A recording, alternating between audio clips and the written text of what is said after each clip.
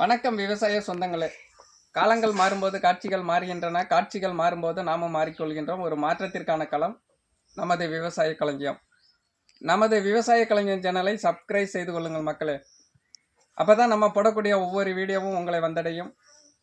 முழு வீடியோவும் பாருங்கள், அப்போ தான் உங்களுக்கு பயனுள்ளதாக அமையும். இன்றைய வீடியோ பதிவில் ரோஜா பூச்செடியோட பராமரிப்பை பற்றி தான் பார்க்க போகின்றோம். வாங்க வீடியோக்குள்ளே போகலாம். மழைக்காலங்களில் தண்ணீர் தேங்கி அதன் அடிப்பகுதியானது தரை அப்படியே கடித்து விடும். அப்படியே பார்த்தீங்கன்னா வேரெல்லாம் விடாது, அப்படியே செட் ஆகிடும். அப்படியே பார்த்தீங்கன்னா அடிப்பகுதி பார்த்தீங்கன்னா தெரியும். அதற்கு நாம் என்ன பண்ண போகிறோம்னா, அந்த செடியின் அடிப்பகுதியில் நன்கு கொத்தி விடுகிறோம்.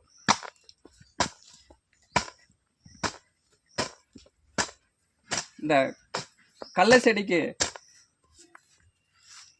கொத்திவிட்டு மண் அணைப்பாங்க. அதே போல் 4 பகுதியையும் நன்கு கொத்திவிட வேண்டும்.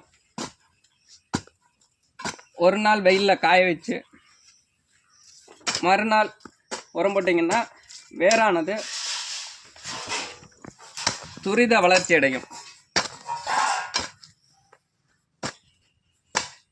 இதே போல் நன்கு 4 உரங்களும் கொத்திவிட வேண்டும்.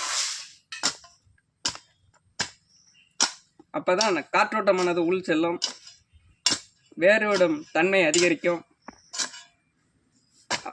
அப்போ தான் நல்லா துளிர் விடும். இப்போ பார்த்தீங்கன்னா தெரியும், லேசாக துளிர் விட்டுருக்கோம். அடுத்த செடி பார்த்தீங்கன்னா முட்டு விட்டுரும். இன்னும் இந்த முட்டானது நல்லா தரமாக வரும். அடுத்தது இது நன்கு காய்ந்தவுடன் நாம் உரம் என்னென்ன உரம் கொடுக்க போகிறோங்கிறத இப்போ அடுத்த வீடியோவில் பார்க்கலாம். இந்த வீடியோ பற்றி பிடித்திருந்தால் லைக் பண்ணுங்கள், ஷேர் பண்ணுங்கள்.